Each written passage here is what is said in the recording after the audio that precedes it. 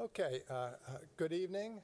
Thanks for coming. We're going to start with a roll call because it's a noticed meeting, followed by the Pledge of Allegiance, and then I'm allowed as mayor a few short introductory remarks, which I will make. So let's start with the roll call.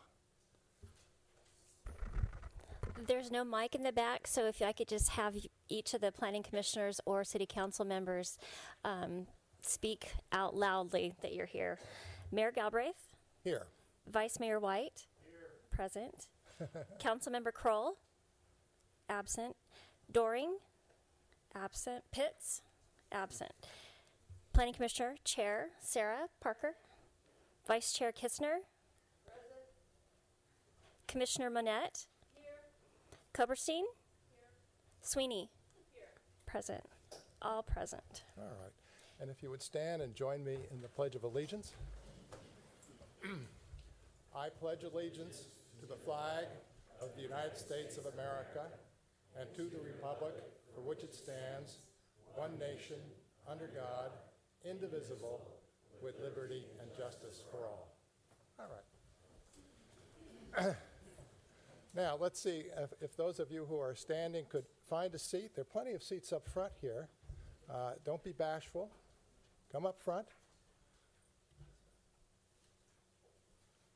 Very good. So, thanks again so much for coming to this meeting.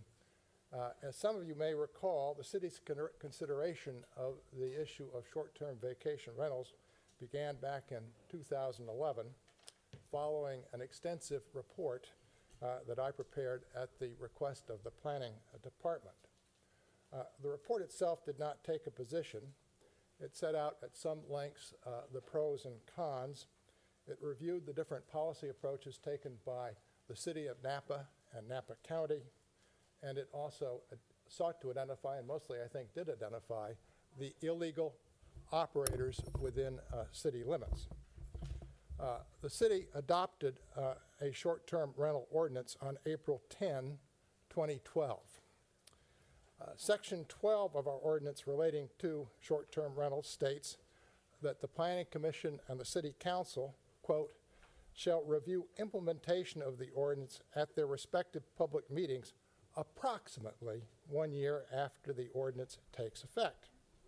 Now, in our town, we have a long view of the word approximately. So the purpose of this evening's public meeting is to invite your assessment and comments regarding our ordinance. The planning director, Noah Hausch, will be running the meeting. He'll be assisted by Aaron Heacock, staff planning on the staff of our planning department. Members of the City Council and members of the Planning Commission are here this evening, but we are both physically and literally taking a back seat. The Planning Department will absorb your suggestions and comments and come back to the Planning Commission and then the City Council with its recommendations. There will, of course, be further opportunity for public comment at that time. You have already been introduced to the members of the City Council and Planning Commission with unanimous turnout by the Planning Commission that are here this evening. We have Jennifer Phillips, our city manager, and Cindy Black, our city clerk, who is here, and Chrissy Cook, who is here. Very good.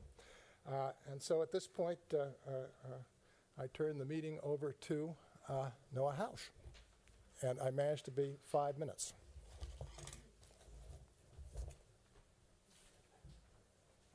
Thank you very much. Thank you, Mayor. Welcome, everyone. Really appreciate the turnout. So I just want to start off with a few ground rules.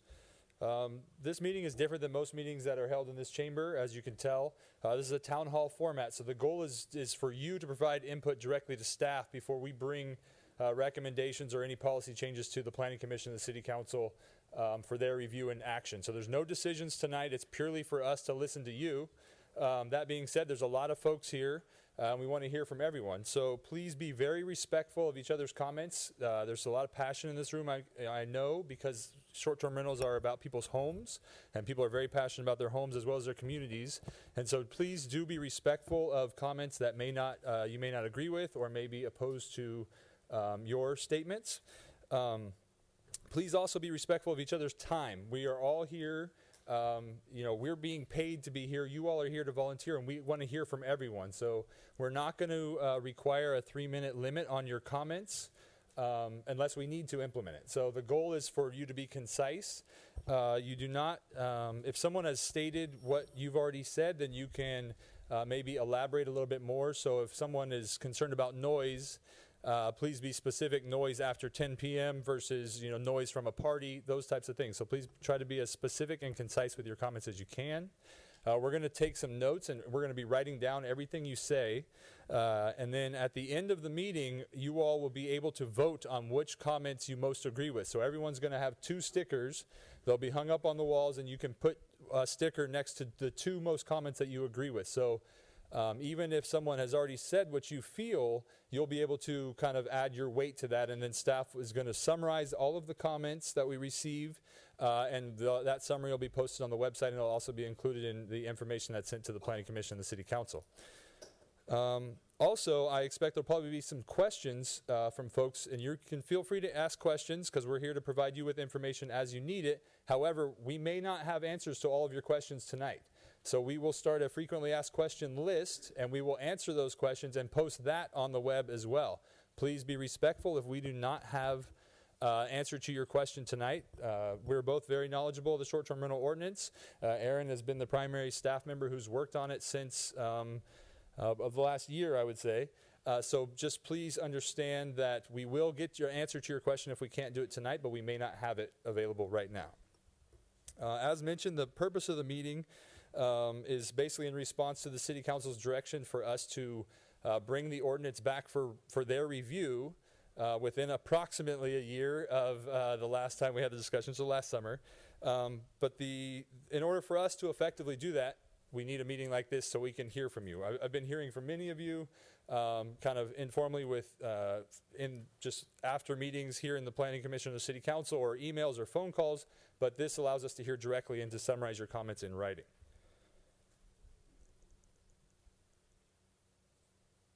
And with that, I'm going to turn it over to Aaron, and he's going to give basically a review of the ordinance, just provide some general information as to what the ordinance says currently. Hello, everyone. This evening I'm going to provide you a little background and information on the ordinance itself.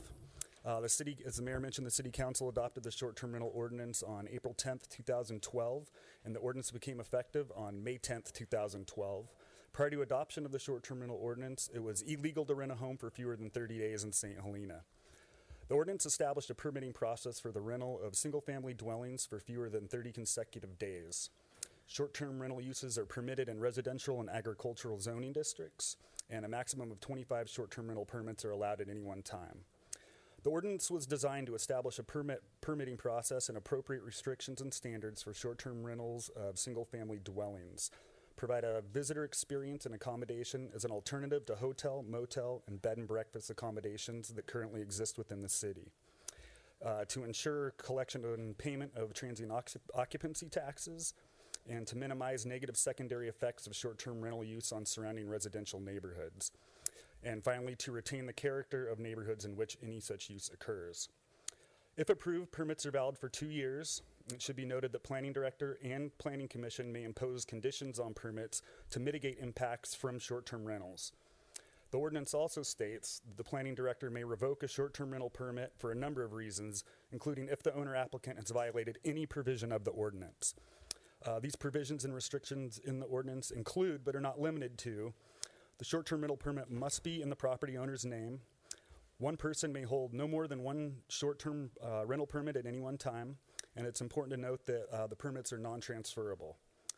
The total number of guests staying in the short-term rental dwelling unit at any one time shall be no greater than 2 times the number of bedrooms, plus 2 persons up to a maximum of 12 persons.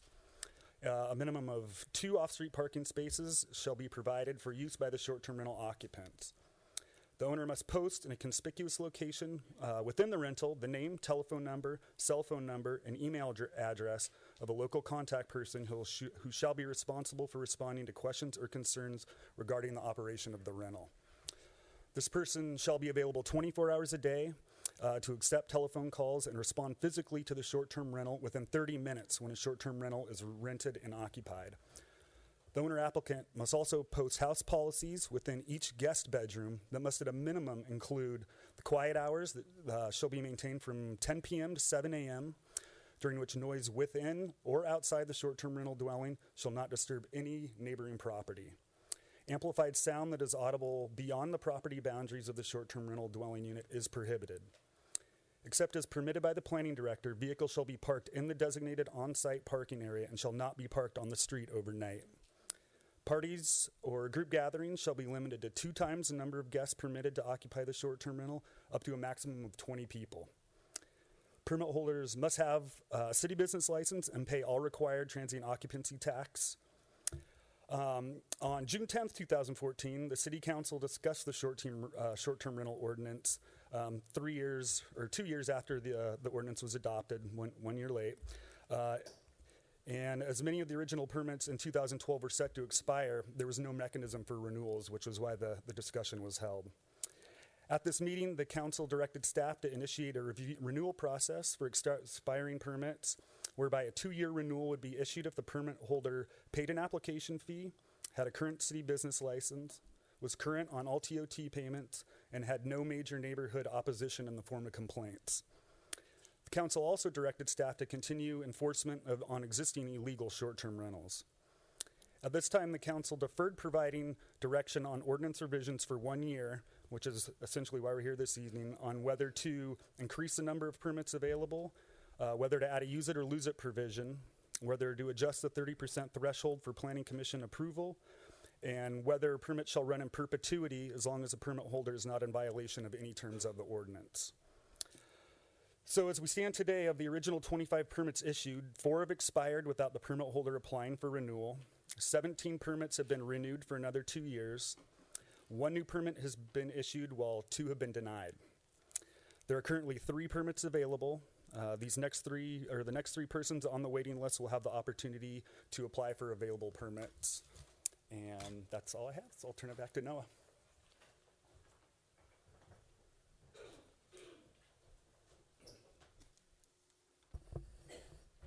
So I just want to remind everyone, we only have the room till 7, so we're ahead of schedule. And again, the intent is to hear from you. So I think we're doing well on time.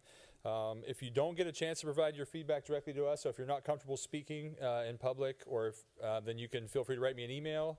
But just know that any comments you provide to me in writing are part of the public record and will be available for anyone else who wants to see the file or what gets sent to the Planning Commission. So if you're not comfortable with your name on your comment, then maybe have someone who is comfortable, or you can give me a phone call and I'll summarize the input you give to me in the staff report. But I want that clear, and that goes for any project that comes before the Planning Commission or City Council. If you write a comment, it's part of the public record, so that's just a heads up. So I just wanted to go over some of the recent and ongoing actions that the city has begun or continued since I was hired, which has been in May, specific to short-term rentals, because this has been a hot topic, one of probably the most interest-generating topic that I've worked on since I've been here. So there is a location map posted on the website of all the short-term rentals. I got a comment today that said we should do that. Thank you, but it's on the webpage. And it also lists all the addresses. So you can go there under the planning page, under short-term rentals. It's there. There's a map, and all the addresses are listed. We do have 3 permits currently available. Valley View was the last one that came up that was denied by the Planning Commission after I elevated it to them for a decision. It's not clear when we're going to move to review the next one. I felt we needed to have this meeting first and hear kind of some input before I made a determination as to, if we want to ask the council or the commission to put a pause on reviewing them, or if we continue to review them concurrent with looking at the ordinance. We have begun to review and update the code enforcement process citywide. So, of course, as a part of that, short-term rentals, both existing operators that are operating in violation or folks who do not have a permit that are operating. We're looking at our policies and procedures with regards to code enforcement, and you'll see some new regulations and revisions coming before the commission and council to help us enforce our actions. We have contracted with a company called Muni Services or Municipal Services, and they help different jurisdictions, cities and counties enforce regulations, collect parking tickets. They do a variety of things, but we've engaged with them to help us look at some of the illegal short-term rental operators and to go after them to enforce our penalties and collect taxes, back TOT, and penalties. So that is happening. That contract was just signed. We have a conference call next week, so it's rolling. It's getting rolling. And then we have also expanded collaboration and communication with Santa Helena Police Department. Some of the comments we received are, if I complain to the police department, the planning department doesn't engage, there's no way for them to know. I've initiated the process to where we can start talking to the police department regularly so we can get a handle on the number of complaints that are coming in on short-term rental permittees. If they don't have a permit, we don't know if it's just somebody having a party, if it's a noise issue, or if it's an illegal short-term rental off the bat. We will figure it out through our other two mentioned code enforcement and municipal service contracts. And last, we are also in collaboration with looking at the code enforcement situation, working with the police department to improve their citation process. Some of the comments we received is, they can write you a ticket, but it doesn't necessarily have teeth. We're going to fix that. So just to let you know that we are moving forward with a lot of the things that I've been hearing and trying to make improvements. As the mayor mentioned, any proposed changes to the ordinance and the supporting analysis, which will include information we get tonight, will be brought back before the Planning Commission and the City Council for their review and action. It'll be a public hearing. There'll be a whole nother opportunity for comment, and that's at least 2 more public hearings. So again, if you don't get the chance to speak, or you're not comfortable tonight, or you think of something else, there's a couple more chances for you to provide some more input. And then again, with regards to the comments we hear tonight, we will have opportunity for you to kind of vote on them and provide some weight so staff can understand kind of the general, the hot topics, so to speak. So with that, I'll happily open it up to public hearing or to public comments. Again, please be respectful, please be understanding, be specific, and be concise. Chrissy is, I'm sorry. Director Hausch, if I could just make a comment for the record, Councilmember Doring is present as well.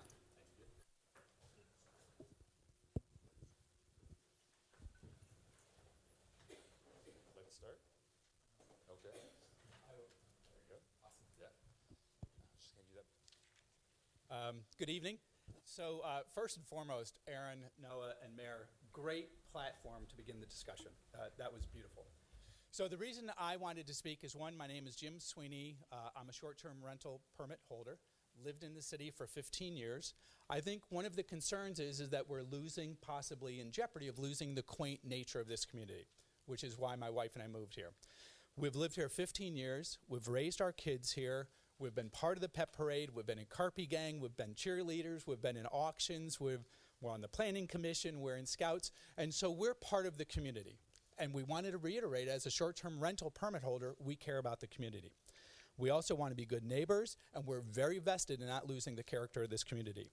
Tonight, if possible, and I know it's your meeting, is that I'd like to reiterate that if somebody has a concern about the short-term rental permit process or a complaint, cite the address of the home so that we can deal with specifics as this process moves through. The thing that I'd like to communicate on behalf of the short-term rental permit holders is we welcome this discussion, is that we do not want to be in jeopardy of losing the community or losing our permits because of violations in the market. So all permit holders went through the same process. We were approved by the same permit process and neighbor signatures. They were available, and we welcome this review coming today. We consider ourselves part of the community, and we're thrilled that the police and the planning team will be working together and communicating any citations. So once again, the short-term rental permit holders welcome this discussion. We went through the process and felt like we had the support. We're advocates of St. Helena. The guests that we have in our home love St. Helena, love the quaintness, love supporting the economics on Main Street. And so anyway, I wanted to thank you for hosting this meeting, and we're thrilled to be here. So you can feel comfortable to speak from your seat. You can come up, whatever you're most comfortable with. And I see a gentleman like to speak right here. Thank you. Well, I can come up front, I guess. I've made a few notes here, so bear with me. I am a homeowner here in St. Helena. I am also sort of a long-term rental person in that it's 30 days or more because we do not have a permit right now, and we're waiting for a permit. I'm a proponent, obviously, of short-term rentals. I think it's a win-win for the community, the homeowner, and generally the wine industry in St. Helena or in the Napa Valley. Typically, the occupant count is, talking specifics here, are no higher than when the resident is there. The resident leaves, short-term rental people come in, and typically it is no higher. Oftentimes it's less. Parking is not an issue any more than when the resident is there. And we all have 2 and 3 cars, it seems like.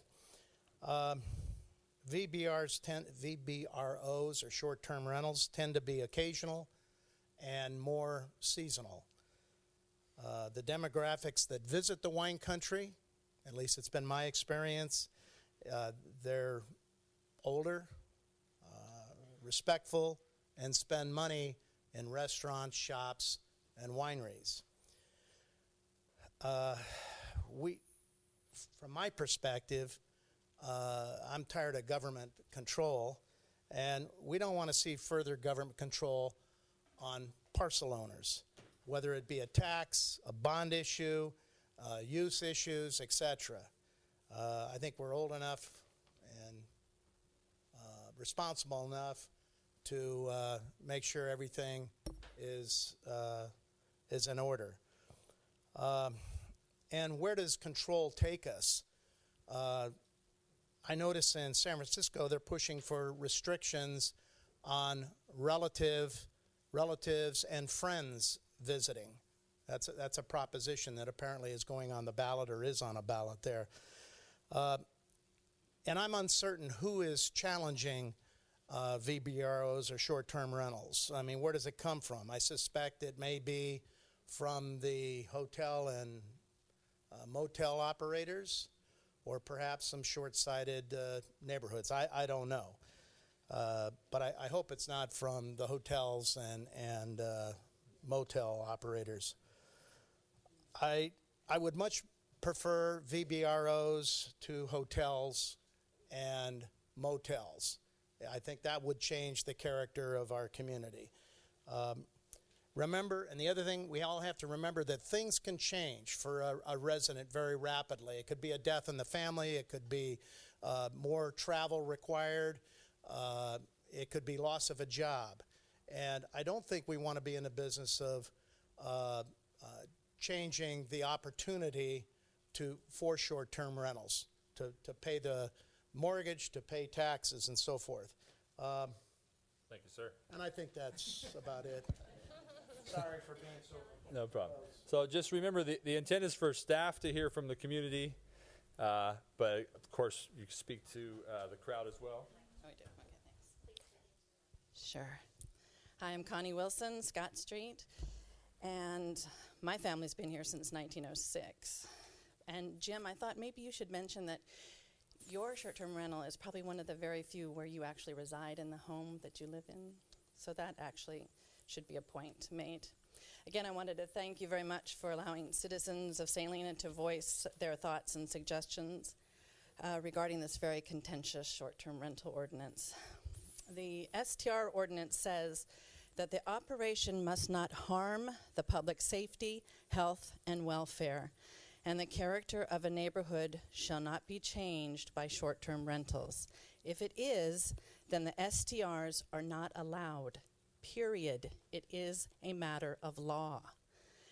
The assertion by some city officials and STR owners that there have been no complaints with short-term vacation rentals is absolutely not true, as personally experienced by many of us, myself included.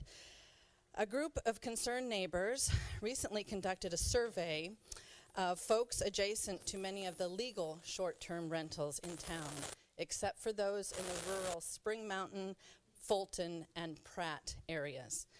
We interviewed at 28 different addresses and asked 5 simple questions. Are you aware of an STR in this vicinity? Does the STR impact your property in any way? Are you okay with your specific STR situation? Do you think St. Helena should have STRs? And do you believe that STRs change the character of your neighborhood? Our findings show that all respondents were aware of the STR in their neighborhood. 82% of them claim they are impacted by the operation of nearby STRs. 64% were not okay with their specific impact situation. 86 of these respondents, regardless of whether or not they were personally impacted, felt that St. Helena should not have STRs. And 86% of these respondents believe STRs change the character of their neighborhood. Some comments from neighbors of legal STRs were, "It definitely impacts me negatively, and I'm concerned I'll have to declare it if I sell my property. Takes away the privacy I used to have in my backyard.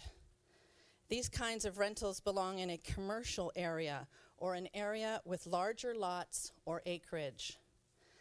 Thank goodness my kids are grown and out of the house. I'd worry about strangers next door if I had small children. This has changed the way I am able to live and enjoy my home. I don't like it. It affects me in that I never know who is coming or going. It's right next door. Cars are in and out at all hours. The STRs create a more transit community, which reduces the community feel. I have to call the police about every week. The STR people are disrespectful, and the owners don't live here, so they can do anything about it, and they don't contribute to the community. The renters are disrespectful. Service people, limos, caterers, and pool people are in and out all week. And finally, I had to buy a sound machine to mask the noise so I can sleep."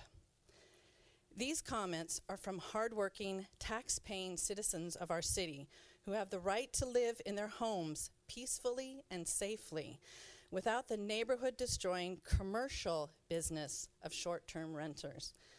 This survey does not include comments from citizens who are subjected to the scores of illegal renters in our city.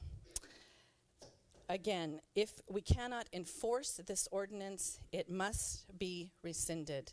If you'd wish to look at copies of our survey, you can find them online at sthelenastrong@gmail.com. Thank you. So staff does have a copy of that survey. It will be posted online with the short-term rental ordinance when it's brought before to the Planning Commission. It'll be part of the package. There you go. My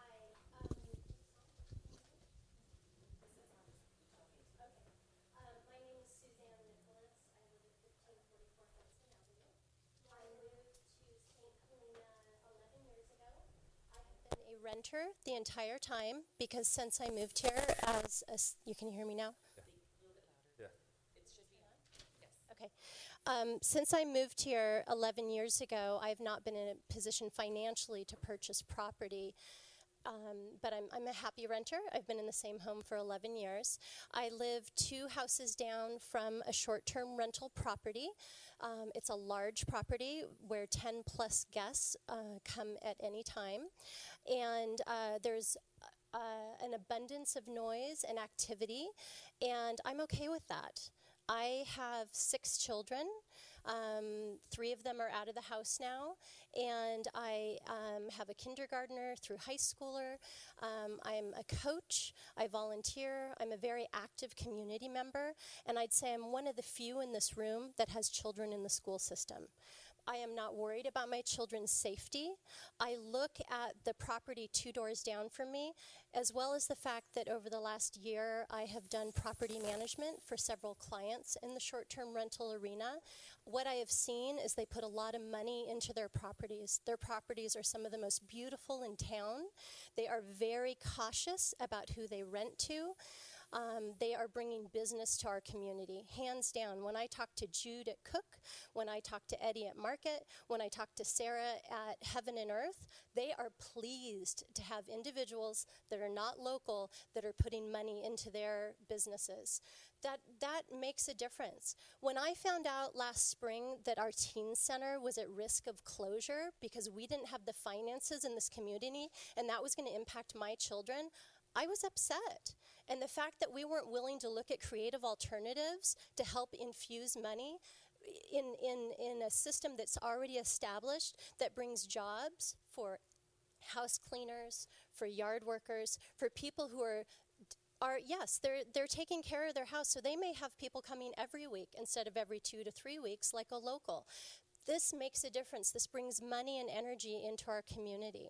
I see many positive upsides. And again, I'm okay living 2 doors down and hearing that noise.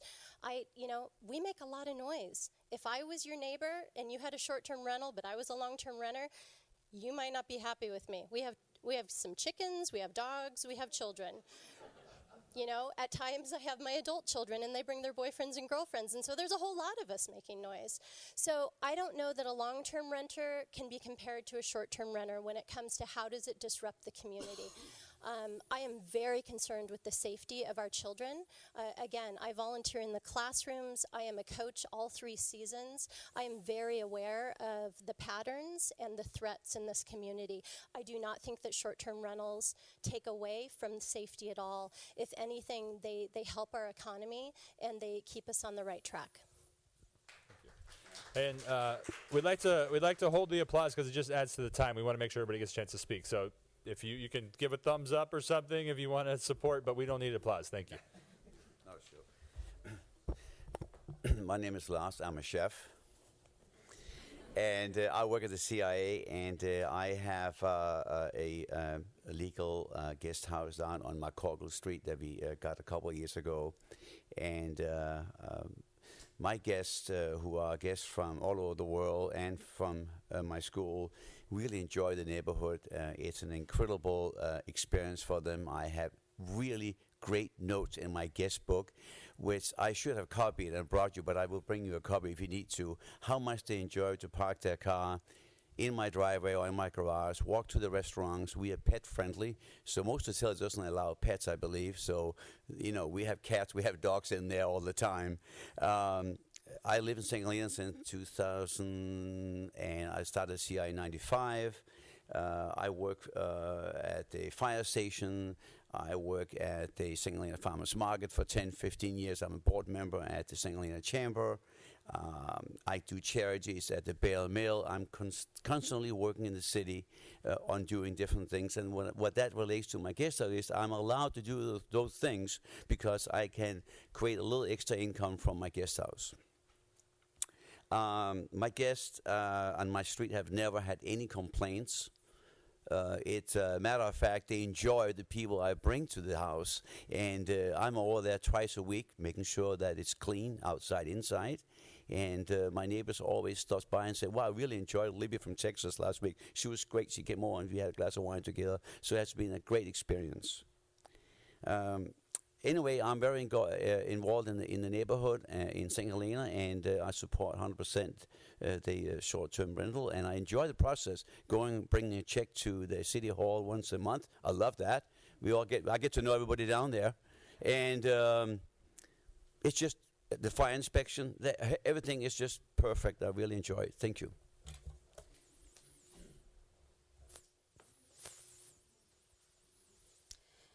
My name is Tona Kovakovic. I live on Pine Street. I've lived here my whole life.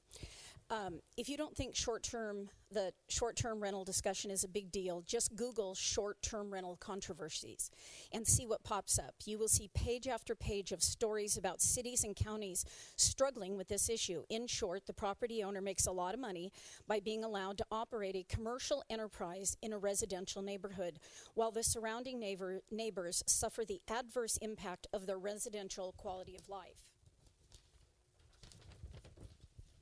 This is a real problem that requires real solutions. It's not just us here in St. Helena dealing with it. We are not overreacting. We are reacting, and we are reacting appropriately. We are ready, willing, and able to deal with this issue and to reach out to other cities to learn about what they are doing to address this problem. Let's put the brakes on and have a cooling off period during which we educate ourselves so that we can make the right decisions. Please Google short-term rental controversies. We have a lot to learn and need to do our homework, and we will remain St. Helena strong. Thank you.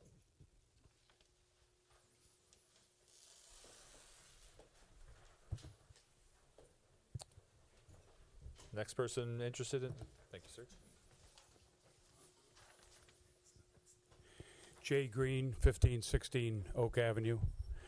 My wife, Paulina, and I have been residents at this address, Oak Avenue, for 30 years, and we both have been very much involved, as many of you know, in St. Helena community functions.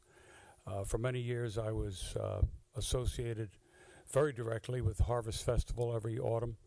I've been with the Napa Valley Heritage Fund, and we saw to it that artists and writers, creative people were brought into the St. Helena schools as well as other schools up and down the county.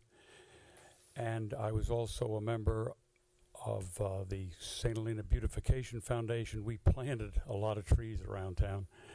And I was associated for a time with the community pool, in which we arranged for a lot of free swimming in the summer for local kids. So I feel I've got bona fides when my wife and I speak about our involvement in the community in St. Helena.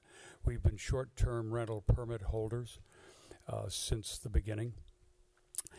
And I would urge the planning department, city staff, as well as later the planning commission and the council when this comes before them, and I'm confident you will do this, to be very careful and discriminate as between generalized, abstract attacks on short-term rentals versus real local evidence.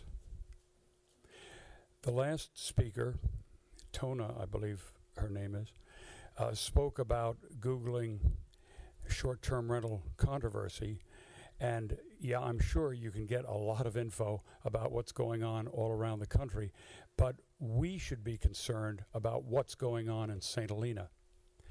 And any complaints should be very clear as to the address they are directed to, that the complaint is directed to.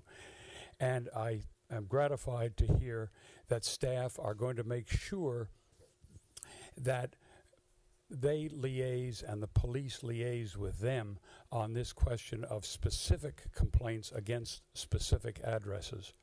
We know there's a problem with illegal use of illegal rentals here in town, and we are as concerned about that as any others. I would like to add another point, and that is, and I don't believe this has been brought up, but we have a very St. Helena solution to a problem here in town. It's been often said that the revenue of St. Helena is declining, that there need to be imaginative ways of dealing with improving revenue to the city, and oftentimes it is suggested that more hotels be built. And that seems to be a good idea in general, but the minute somebody says, I want to build a hotel at this address on this street, a hue and cry go up, justifiably. It's very much a not in my backyard issue. What has happened with the short-term rental ordinance is that the city has dispersed hotels throughout the city, dispersed with minimal to negligible impact on the neighborhoods. Our house in particular, we have the same limits that everybody else has. We have 3 bedrooms. We have a big driveway. There is no parking that takes place on our street, and the driveway is able to accommodate it. As a matter of fact, we have a car, of course, and we can get in and out of our driveway when we have guests in the house, and it can and have. When we are not in our house at 1516 Oak, the front house, we are staying in the cottage behind, so we are very close. We are not absentee renters.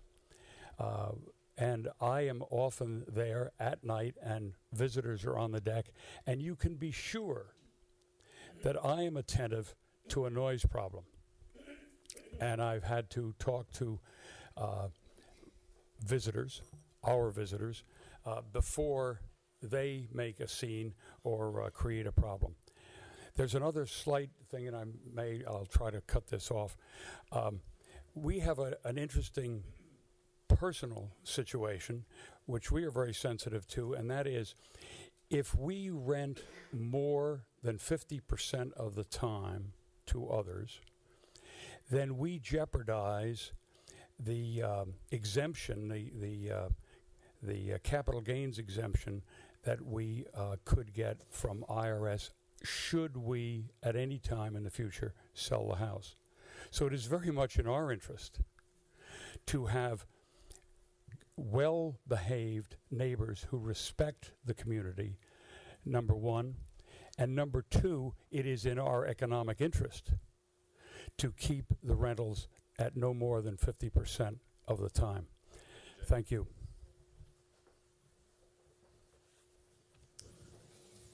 And then in the back. Go ahead. And then right here, and then in the back.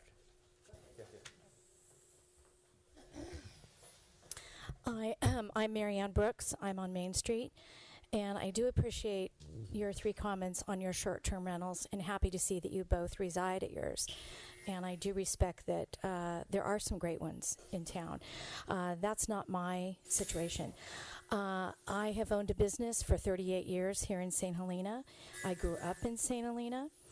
I live next to a permitted short-term rental, and I'm also slowly being surrounded by 30-day rentals.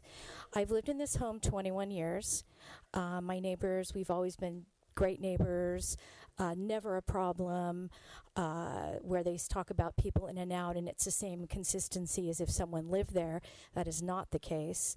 My once residential neighborhood where everyone knew everyone is gone.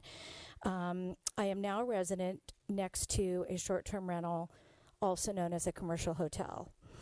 My setbacks to the property are 2 feet. So I'm 2 feet from these people. And I have people in and out daily. This isn't someone living there that goes in and out. This is constant renters, constant housekeepers, gardeners, pool maintenance. The cars line up in front of my house, and the commission and Aaron and Noah have seen pictures where they're lined up waiting to get in for the maids to clean. They're waiting to get in, leaning on my fence, on my property. The problem is that we have not had enforcement of our ordinance, and that's what I'm here about, and I'm happy to hear that's going to be changing. People have said over and over there's been no complaints. The police are called by me weekly. They're called by my neighbors. There's been no cross-reference to the city council or city as to these complaints. These complaints are all documented on the police logs, and you can go and see that they're there. So everyone that says there's been no complaints is completely inaccurate. So we need an enforcement officer. We need someone that's enforcing the current short-term rentals that aren't obeying the rules, and also for the illegals as well, but that's a whole nother topic. We have loud music, parties, drunken behavior, people throwing food in my yard, disrespectful. The list is endless. And this is a rental that is getting $1,200 a night. This isn't, buddy that can't afford it and wants to have a big party. But we have a lot of it, and it's endless. The police know me on a first name basis when I call there. And this is happening. I'm very conservative. This is happening between 1 and 4 a.m. This isn't happening at 9 or 8 or 6 where, people want to have a good time. I totally get that. But to what cost is that? And I also have said to the commission, I invite the city council, planning commissioners, Pam Simpson of the Chamber of Commerce, to come and stay at my home and experience the short-term rental experience and experience it. I'm more than welcome to have you do that. I love my hometown. I want our visitors to enjoy our lovely town and everything it has to offer, just not at my expense. The expense of my peace, my neighborhood, and my safety. I'm a single woman living there, people in and out, cars parked everywhere. This lot has many, many spaces for cars. I have limos, I have buses, I have catering trucks. People think I'm having a party. People say, well, you had a party and it didn't invite me.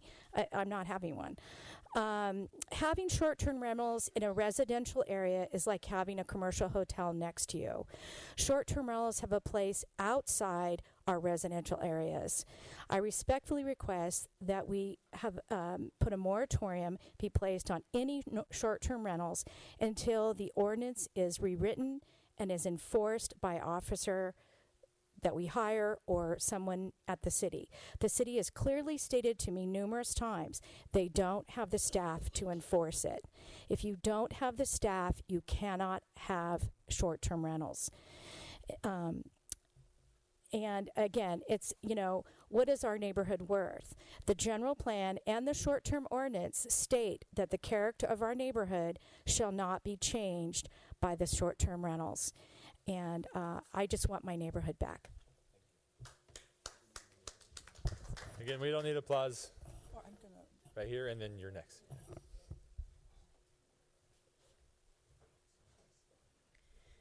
Hello, my name is Tara Godoy. I grew up in St. Helena. I went to kindergarten here. I graduated St. Helena High School, and my family has been here since 1980. We were one of the first permit holders. 3 years ago when this started, I spoke at the original City Planning Commission meeting as an advocate for the short-term rentals.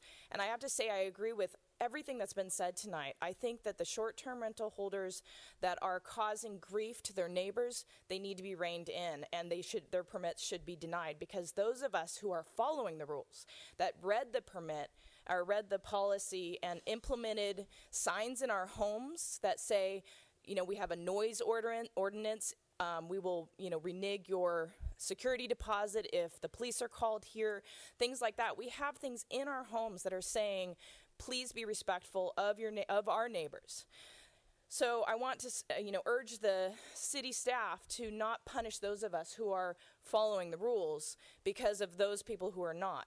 The additional revenue I would like to see applied to a new position that is enforcing these rules so that we can all find some kind of happy medium.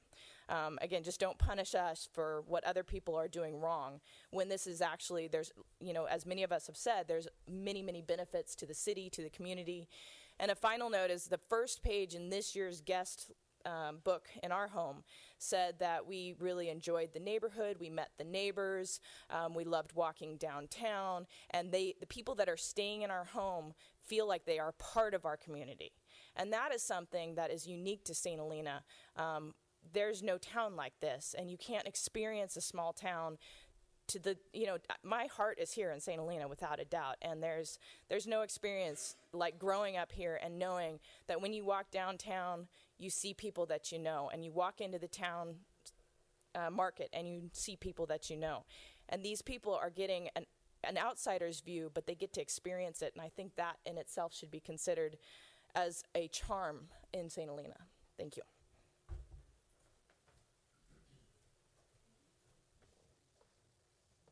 Hello, friends and neighbors. I'm Faith Echtermeyer, and I live on Hudson Avenue, and I've lived there for 35 years.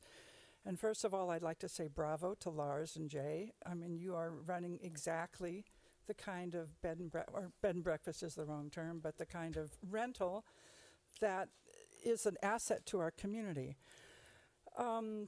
we all know here that St. Helena and all of Napa Valley has a severe rental shortage.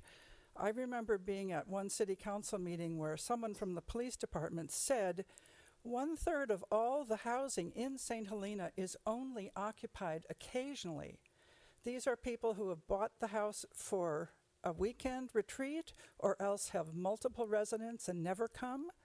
Where I live on Hudson Avenue, on my block between Adams and Spring, there's about 12 houses. 4 of them are empty, I would say 98% of the time. These people are hoarding real estate. The other side of the block, from Adams to Madrona, there are 3 full-time whole house rentals. They are, in fact, small hotels. I have friends who have a business in St. Helena who were burned out in Hidden Valley. They're an important part of our community. They have no place to live. There is no place for them to rent here. I have also other friends, a couple that's lived here for a long time, who had always wanted to live on the coast. They eventually moved to Carmel, rented a lovely house, settled in, and discovered nobody lived on their block. They had moved to a ghost town. They didn't stay long because there was no living community there. So that's my feeling. It's a tough situation. It is a source of income, but we can't let our community evaporate just to make a little money. Thank you.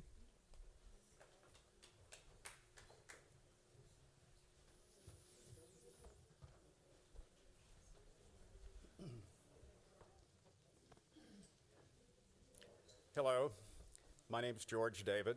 I've lived in St. Helena for 25 years and enjoyed every minute of it. But I'm here tonight to discuss something with you that I believe relates to this discussion, and it is not a win-win. I'm here to speak for many people throughout the community with whom I have discussed this topic and who are greatly concerned.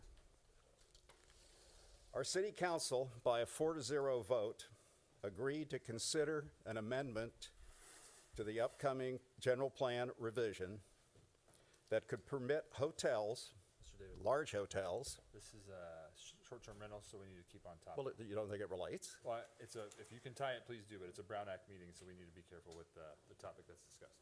Thank you. Okay, well, then I guess I'll just shorten this by saying that there are many, many people who are concerned.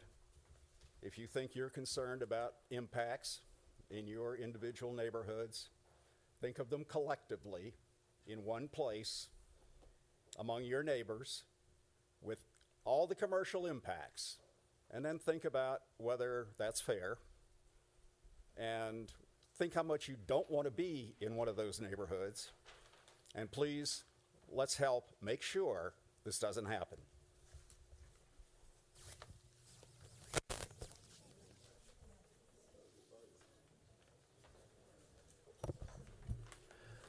Good evening. Phil Murphy. I live on Sylvaner Avenue. I think I've been here 45 years, so I'm a newcomer. Sylvaner used to be a thriving neighborhood. It's now it's a neighborhood, but on my block alone, 6 of the houses are weekend houses, and sometimes never anybody in them. So I was just voicing, what other people have said. I just got some figures here that I pulled out of the Real Estate Board and the Napa Register. 40% of the homes in St. Helena are second homes.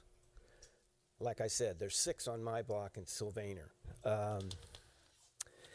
When this happens, I think everything deteriorates. The schools don't get students. The clubs don't get members. People don't participate. And we all seem to don't know who our neighbors are, what's going on. And it, as somebody else said, it becomes a Carmel. And I have a friend that went to all the trouble of building a house in Carmel. Once he got into it, 2 months later he sold it. Because like he said, there's nobody in the neighborhood. They're all just transients. So I don't think we want this to happen to St. Helena. Here's another statistic. There's 41 short-term rentals in Napa that are registered, 41. They want to go to 60, all right?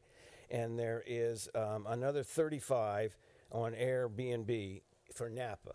Now, we've got, I understand, I think we've got 25, and we want to increase that number. How many people are in Napa compared to how many people are in St. Helena? I don't think that those numbers jive. I think 25 is fine.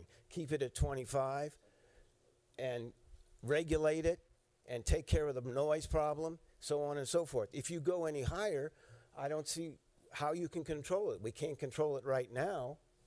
I mean, I know we need the money. Somebody walked off with $1.5 million, so now we need the money. I mean, maybe we should go for the $1.5 million and find out where it is.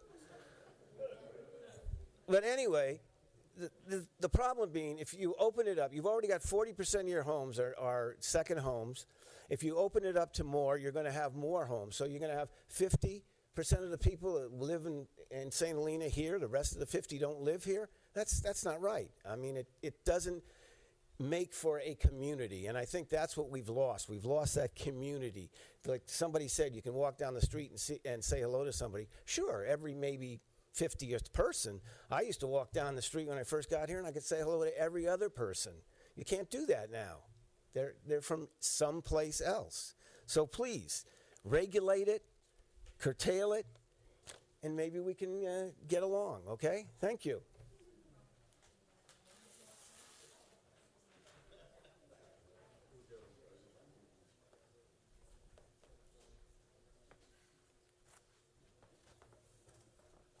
Hello, am I heard? Okay. I'm Joni McQuitty. Yeah, I'm short. I'm Joni McQuitty. I live half a block off of Spring Street on Stockton. I don't see my next door neighbors, whether they're here or not, but I live next door, or they live next door to me, to a short-term rental. They moved here a number of years ago, not that many, 2006 I think it was, and their whole purpose in moving here, they told me, was to enjoy the wine. And I have to admit my naivety. To exchange weekend visits with all their friends. I had no idea that they were running, I was trusting, an illegal short-term rental for quite a number of years. So of course then they got a permit, and they have it now. I have to say, I was born in June, and June people see both sides of the question, according to the papers. And I have listened to everything that everybody has said very carefully. I lived on the trail for 25 years. I first came here in 1968, so I'm a newcomer too. And I had a Oliver House bed and breakfast right next door to me. But I had 6 acres, and they had 3. And they were wonderful, and they lived right there. It was never a problem. I moved into town 15 years ago, and I moved from 6 acres to a 42-foot wide lot. There's 20 feet between my kitchen door and the side door next door. I need to make this short. I have 2 suggestions. One is that I think perhaps some thought should be given to the density of how many of the short-term rentals are within a certain area and how close they are to the neighbors. I not only have one next door to me, I have 2 within 300 feet behind me in a little lane in the middle of the block. There is another one around the corner on Tainter Street that is not much further away. A house just across the street from me, a very small little old redwood house just got sold for $799,000. The new people are from, I'm told, Atlanta, Georgia. I saw them. They are very young. They have young children. I thought, oh, how wonderful. We are now going to have more people in the community here, because I also have many other houses around me that are the same. Somebody came in, they knocked down a little cottage, they built a big place, they turned it around, they're never there. One of them on Spring Street, we share a back plot stake, come once a year to have a pool party. But I'm not going to go in that direction.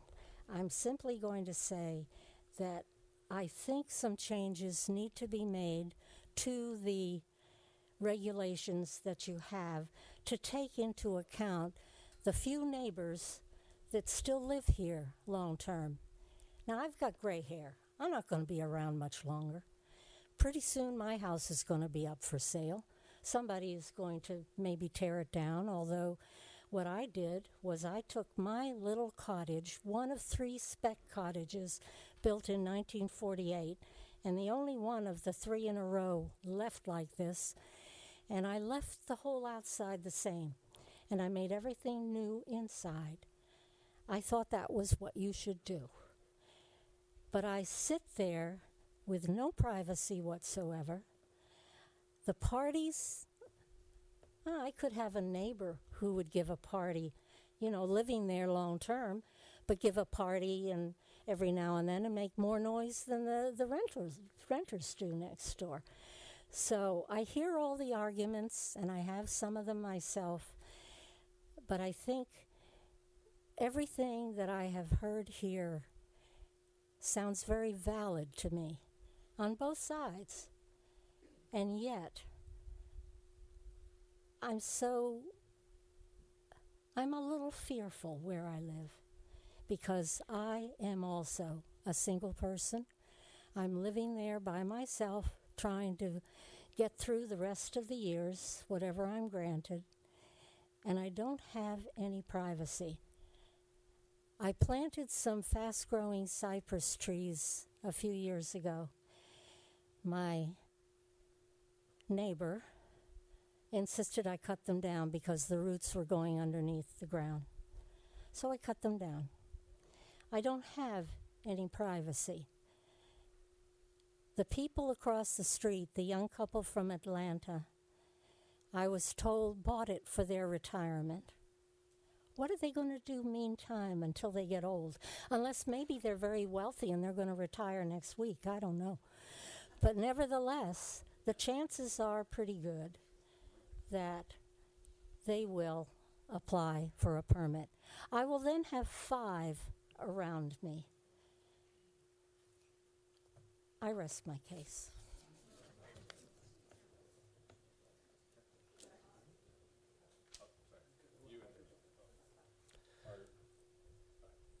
My name's Leslie Dunlap. I've lived on Pine Street for 29 years. My wife's family has been in St. Helena since 1955. I'd like to add just a little perspective from perhaps this side of the room. I served as a planning and zoning commissioner in another city for 7 years. I've also deal with the Public Utilities Commission in my current position, my current job. I deal with them quite often and have to deal with their regulations. And I even had a stint with the federal government in dealing with their regulations. So from the perspective of city, county, regional, or federal government, it seems to me that we probably would not have this crowd here if, like most other regulations, we had some enforcement. I took a good hard look at the current regulations, and I think they're very well written. But like a lot of other government regulations, there's no meat in it. There's no enforcement. If we could resolve that, I think that we could probably resolve this issue for both sides. Thank you. Thank you, Leslie. And I just want to, looks like people are queuing up in a line. So if you'd like to speak, go ahead and get in a line on either side. Yeah. Go ahead. Yeah. Go ahead. Yeah.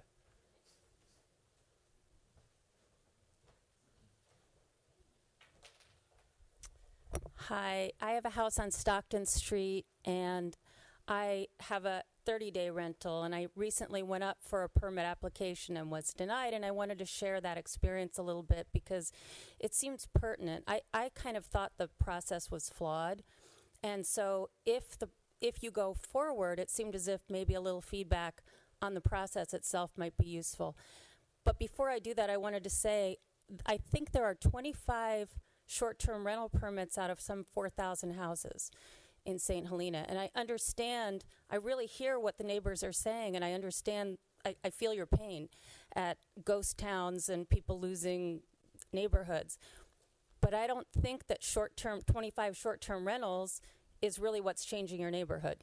So when I went up for my short-term permit, I would recommend that you only have people weigh in who are really immediate neighbors, because I think that there's a group in the St. Helena Strong group, which again, I totally value everything that you're saying, but I felt as if a lot of people who didn't live close to me came and said things that really didn't apply to my rental. And it was a pretty upsetting experience. So, in fact, I wanted to share what the major problems were supposedly with my rental, which were parking and traffic and a narrow street. And I actually wish that I had asked for a continuance because I could have proved that none of that was true. And I brought photos today to show to the commissioners, and I believe one commissioner came afterwards and came to the street and saw that we do not have a parking problem, there is no traffic problem, and the street is not narrow. So you can easily gather a group who is very impassioned, and I feel the passion. But it wasn't really fair because what you were saying didn't apply to my particular situation. I had one neighbor who, Tona, I'm so sorry, I had no idea you went to bed at 7:30. I would have done a lot to avoid people being noisy after 7:30. I absolutely would have, but I didn't know that. So, I tried to tell people to be quiet as expected, 9 to 10. Well, that was bothering you, but I didn't know. So anyway, I do want to hand out these photos so you can see what I'm talking about, but I would highly recommend that you really only allow comments from people who are directly affected by the short-term rental permit process, because I think it's very easy to generalize and to say things that just aren't true to specific situations. And I agree that it should be enforced, utterly agree. So that's what I have to say. Could you say your name for the record? Mila Holt.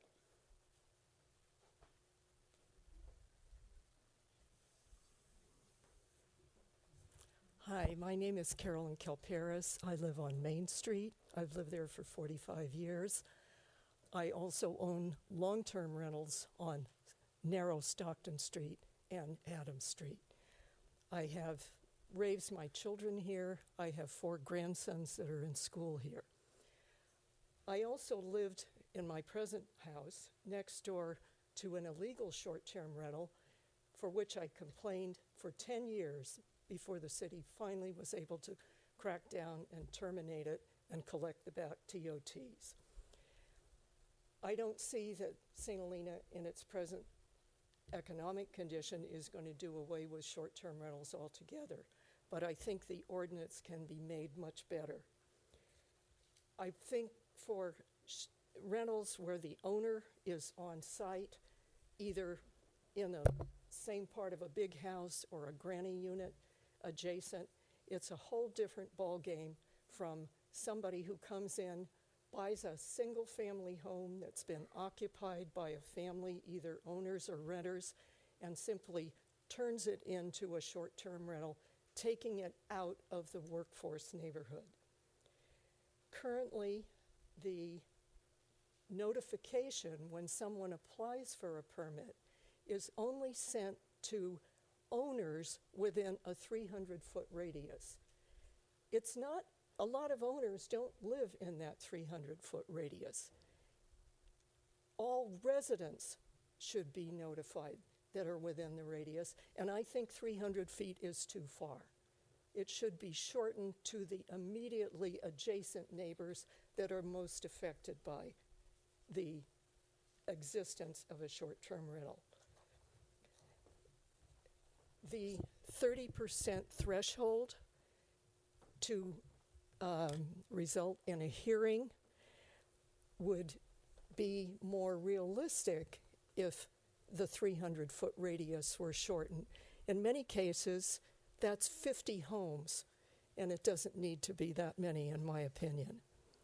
The current ordinance has a requirement that owners who are granted a permit within 10 days of being granted that permit notify all residents all owners within the 300-foot radius of who the contact person is in case of complaints.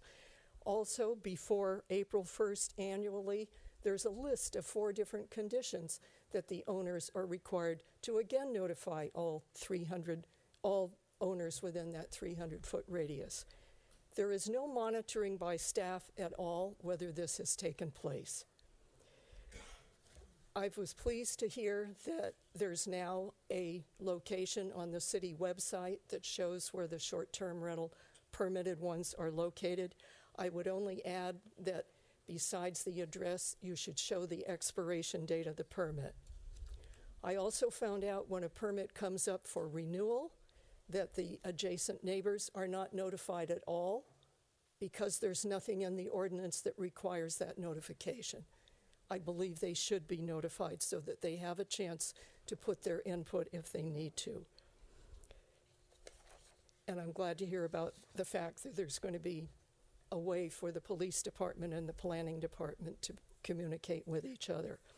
Last but not least, I think the application form should have another question, is whether or not the applicant has been renting for less than 30 days since the ordinance went into effect, so that the city can collect their back TOT taxes. Thank you.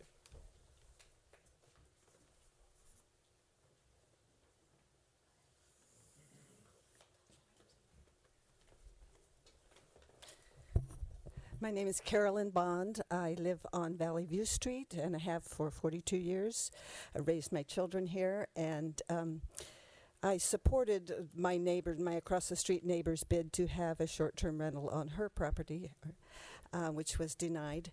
But I do support this as a way of promoting our valley, promoting our community, because like it or not, we are a tourist destination. I'm a traveler. I love to travel. I love to go to other people's other tourist destinations. And I understand why people come here. Ours is based on agriculture. That's the number one thing that we have going is agriculture. But after that, the next, and probably very closely intertwined, is the tourist business.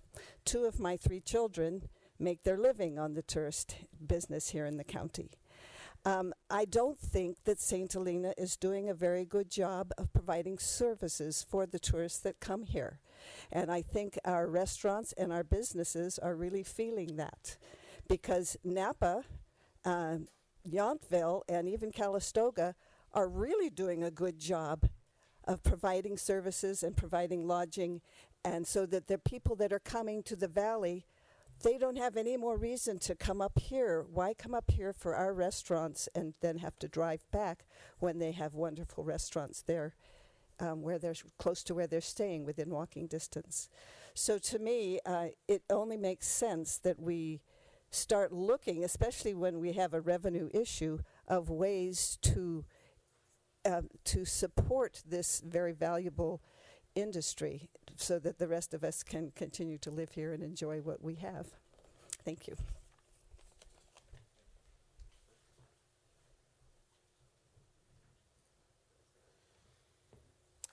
Good evening. Larry Vermeule on 1350 Oak Avenue. I'm gonna edit some remarks. You know, I see the battle lines sort of being drawn between those that are doing it well and those that are the problem. And isn't that always the case? It's the bad apples. So I want to say that the people that are speaking against these short-term rentals are not anti-business, not anti-tourism. They're simply folks who want to go home at night and relax. And they want to enjoy the privacy of their homes and their yards. They want to leave the commercial part of town behind, and they want to return to the sanctuary of their residential neighborhoods where commercial activities have traditionally not been allowed. And a criticism of the ordinance is not a criticism of everyone who's operating. I think the bed and breakfast model or the on-site residence manager model seems to solve most of the problems. Some of the people that are with me tonight aren't going to like that position, but again, I think the bigger problem is absentee owners, where there's no local control. The ordinance says there's supposed to be someone available 24 hours who will respond within 30 minutes, but I don't think people know who to call. I don't think the notification process is working well so that the neighbors don't know who to call. Those names aren't listed on the city website. And St. Helena is not alone in dealing with this issue. Communities all over the country and indeed the world are dealing with the same issues. And the issues are more than just noise. You have long-term rental incomes being converted to STRs and squeezing out low and moderate income renters. That's a problem whether you're complying or not. The fact is you're taking rental stock out of the market. You have absentee owners and speculators purchasing homes solely for use as STRs. Or conversely, you have property value of the neighbor next door that wants to sell their house being diminished because they have to disclose that there's a hotel operating next to them. The STR ordinance was an experiment. One of its goals was to see if a limited number of tightly regulated vacation rentals could operate in residential neighborhoods without negatively impacting those neighborhoods. Another goal was to put an end to the illegal vacation rentals that had been operating with impunity in our town for years. The experiment has failed on both counts. You've heard that from many that having an STR in their neighborhood has diminished their quality of life, and a quick search of the internet will reveal that there are no fewer illegal STRs than 3 years ago. And here's the issue. Some would have you believe that the revenue from the TOT makes this all worthwhile. $134,000, which was last year's TOT from STRs, is not chump change, but it doesn't really go very far toward balancing our budget either. We've heard repeatedly that the city doesn't have the resources to properly enforce the ordinance, or until recently to even bother to collect the TOT on a regular basis. And we clearly don't have the resources to shut down the illegal rentals. What that would probably require is a full-time staff member, and that would pretty much eat up the $134,000, wouldn't it? So what have you created in the end? An ordinance that destroys the quality of life in residential neighborhoods and creates a bureaucracy to manage it with a net gain of $0. This simply isn't defensible. Much has been made of our visitors' desire to partake in a neighborhood experience in the wine country. The residents of St. Helena are under no obligation to provide a neighborhood experience to anyone. Visitors can't have a neighborhood experience because they're not neighbors. Being a neighbor means getting to know the people that live around you. It means keeping an eye on their homes, watching out for their kids. When real neighbors have disputes, they often work them out amongst themselves because they have a vested interest in getting along. They don't want to have to call the cops on each other. But the STR ordinance has created an environment where that's often the only option. When an absentee owner rents their house to short-term vacationers, there's nobody responsible to turn to when there's a problem. I simply don't believe that that if we don't provide enough lodging in our neighborhoods for our visitors, they will cease to visit and our town will become a wasteland.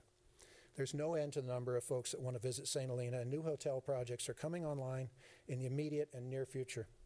There are buildings in our commercial area that could be converted to bed and breakfast and inns. If there are folks that want to get into the hotel business, then let them. Just do it in the commercial districts, not in the residential neighborhoods. You city council members were elected to represent the citizens of our city, and you planning commission were appointed by proxy to do the same. First and foremost among your duties must be to provide safe and secure neighborhoods for our residents.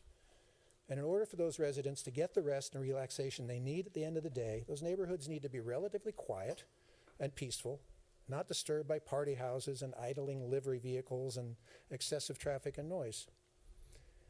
I ask you to give higher priority to your citizens' quality of life than to some tourist desire for a neighborhood experience or some absentee owner's desire to finance their weekend home through short-term rentals, or some misguided notion that we can balance our city's budget by cramming our neighborhoods full of STRs and collecting the TOT. Thank you.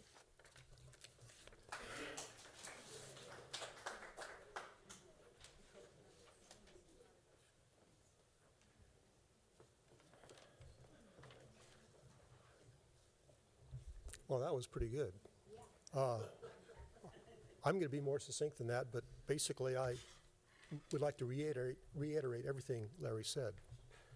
To Carolyn Bond, you got up and spoke pro basically having better service and short-term rentals in our community, and your children work in the service.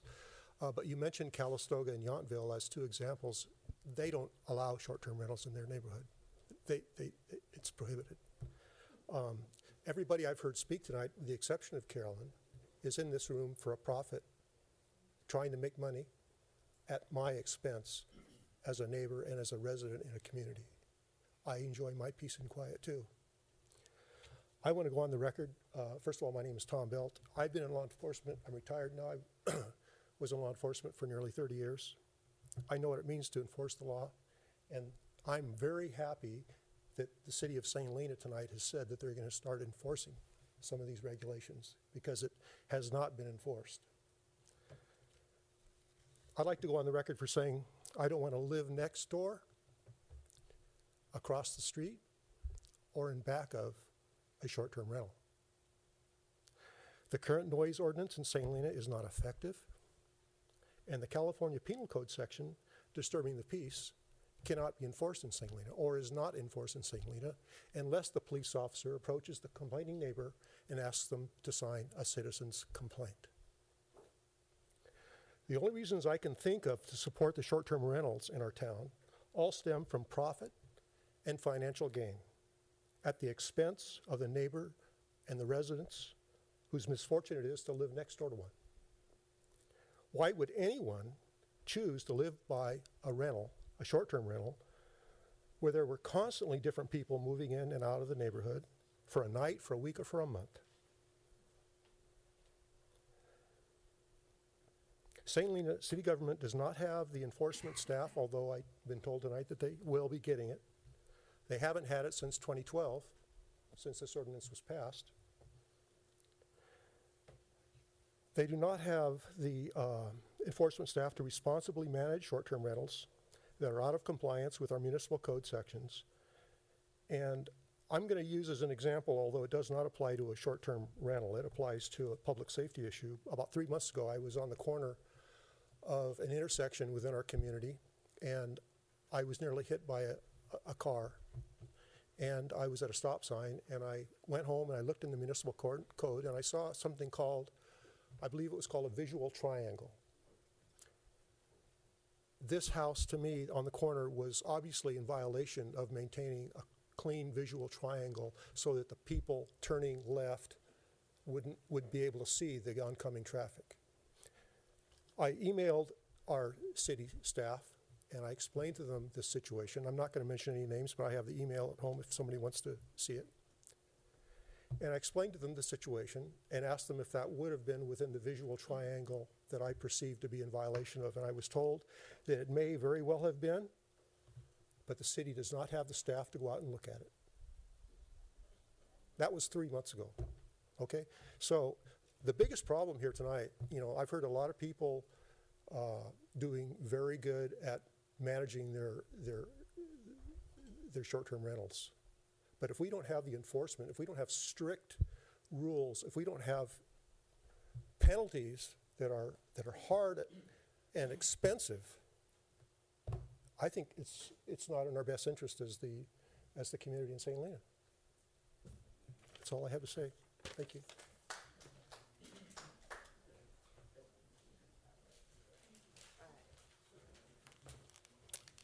Hello, my name is Suzanne Gay. I live on Spring Street. And in keeping with everyone else, I've lived here 6 years now, my fiance 9 years, and we've owned a home for 4.5 years. Also on the record, I am an active Airbnb user when I visit other cities and other neighborhoods, and also VRBO. So very familiar with the process, and if you haven't used it, haven't done it, I would highly recommend it. It's a wonderful way to travel, and it's a wonderful way to see the country and the world. So a few things that I'd like to put on record that I would like for the city and the Planning Commission to consider when looking forward at short-term vacation rentals is a couple things. One is the house under local ownership. Is the owner local or are they outside? And make that a determining factor when you're actually reviewing. Are we giving preference to people who are living outside of the city or maybe the state over locals who know the community, who are vetting people themselves? And like I said, if you haven't gone through the process, there is a huge vetting process that owners are allowed to go through. And when it's locals vetting, you do see quite a difference in the people that are there because they do know their neighbors. They do know who they're putting in a home next to their neighbors. The other big consideration, and we saw this recently with Napa, is it an entire home? What is the size of the home, or is it an in-law or another home on property? You do find when the owner is there and on premise that you don't see the noise violations, you don't see the problems that you typically see with a larger rental where the owner is not on site. And also, with everything being posted, I think it would be great when you go and talk to your neighbors that a number is given to them should there be any complaints, so that the neighbor does know that there is a process, because there has been quite a lot of talk up here of who do you call, what do you do, and some of the pushback with neighbors is, well, what happens if there is something. So to make that process much more streamlined, I think would be fantastic. One thing I would like to add is we do face a bit of a housing problem here in St. Helena for our visitors, and whether it be hotels or short-term rentals. We are missing out on a huge community of people that would like to come and visit and spend money in our community. I'm in fact planning a wedding for later this year, and every one of my family members traveling in from other parts of the country already can't get a hotel room in St. Helena, and I'm bringing my family and visitors to show them where I live and the place that I love, and they have to stay in Napa. So it would be nice when we're talking to people out there and inviting them to our community, they can actually stay and enjoy our community as well. So, thank you.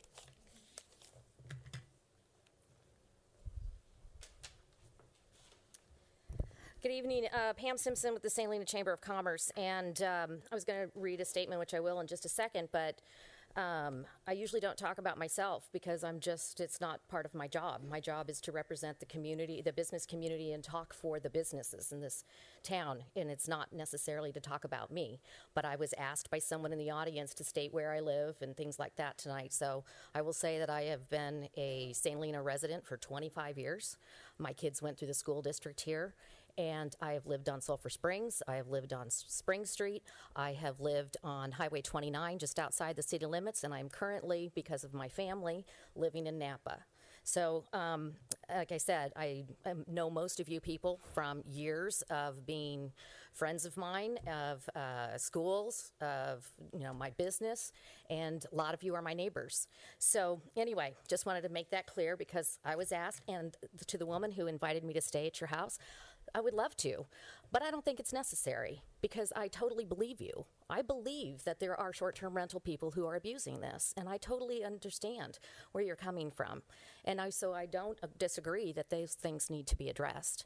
So tonight I'm going to read the statement from the business community and make sure that everybody understands the difference between me and the business community.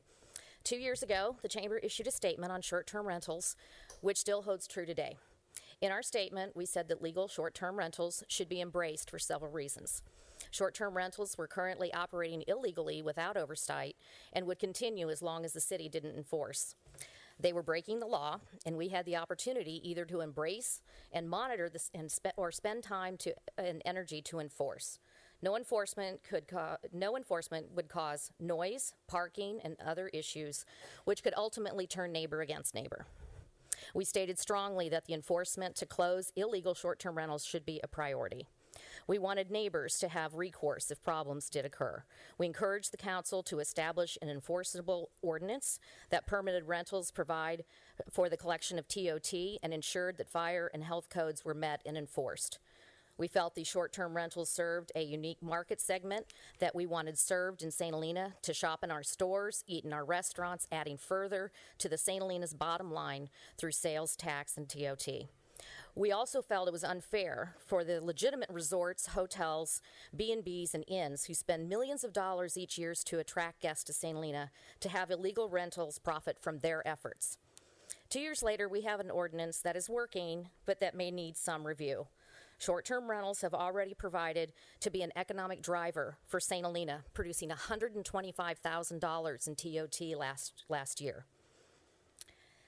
Legal permit holders are doing their best to work with, and I should say some legal permit holders are doing their best to work with their neighbors, and we should be careful not to punish those who are abiding by the law.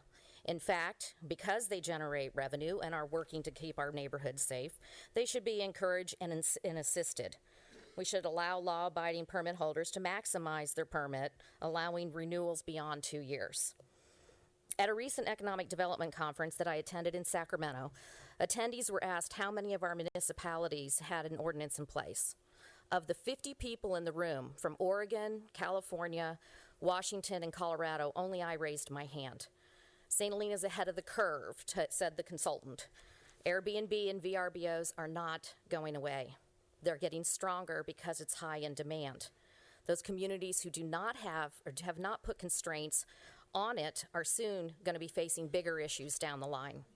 The issue to be discussed tonight is not whether or not to have a short-term rental ordinance, but instead to focus on how many are too many, how many are enough, what we can do to improve enforcement, and how do we make sure our neighborhoods are protected.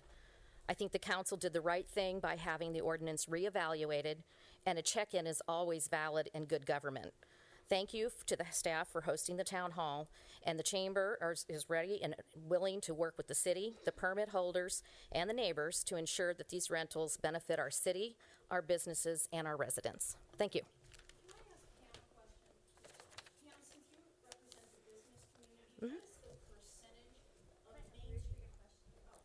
What is the percentage of Main Street businesses that are members of the chamber that you're representing? Is it 100% of the businesses on Main Street? What's the percentage? I don't have that figure in my head. I can say that out of 700 licensed businesses in this town, which include contractors who are here every other day, whatever, we have 410 members of the chamber.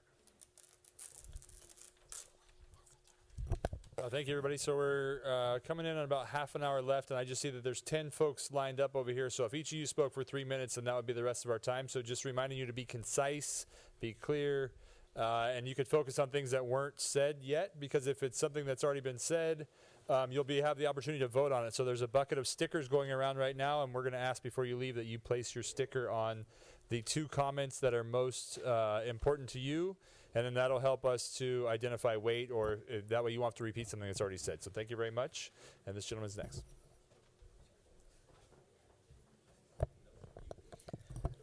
My name is Jim Stone, and I'm from Austin, Texas.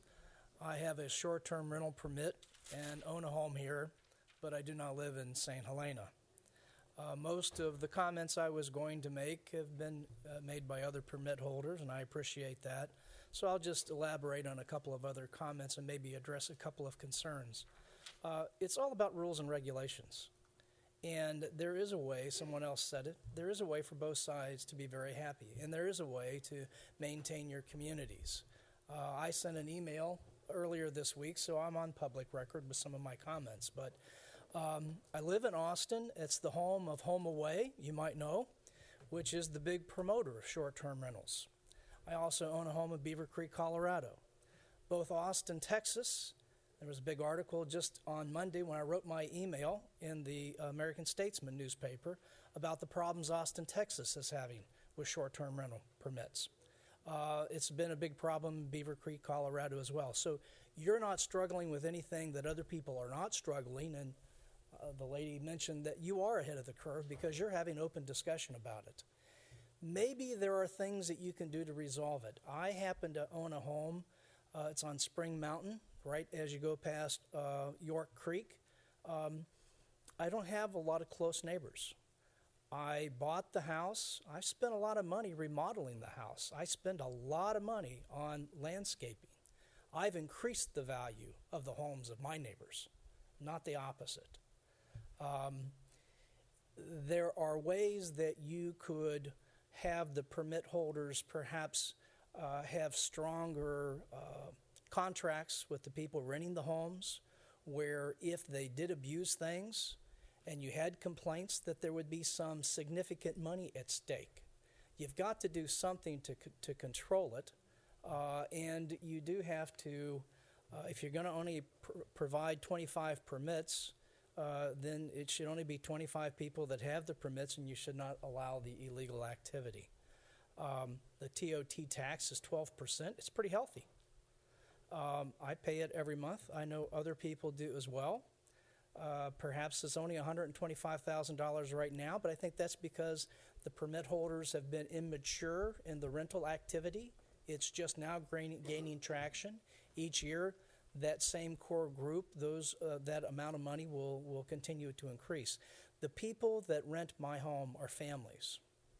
It's very expensive. I have 3 grandchildren. I've got 2 daughters. They're married. When we go on family vacations, for me to go to a hotel and to rent 5 hotel rooms is extremely expensive. The people who rent my home are typically families. They come to St. Helena, and yeah, they're probably wealthy families, but they eat at the restaurants here, they buy things here, they help support this community. Things are changing, and I know people hate change, but this is a community that needs revenue, and this is a great source of revenue, not just the TOT tax, but those people who come here are on vacation. They have come here to spend money in your community. They enjoy your community, so if you just put in rules and regulations, you can control and you can get the type of response that you want to have within your community. Thank you.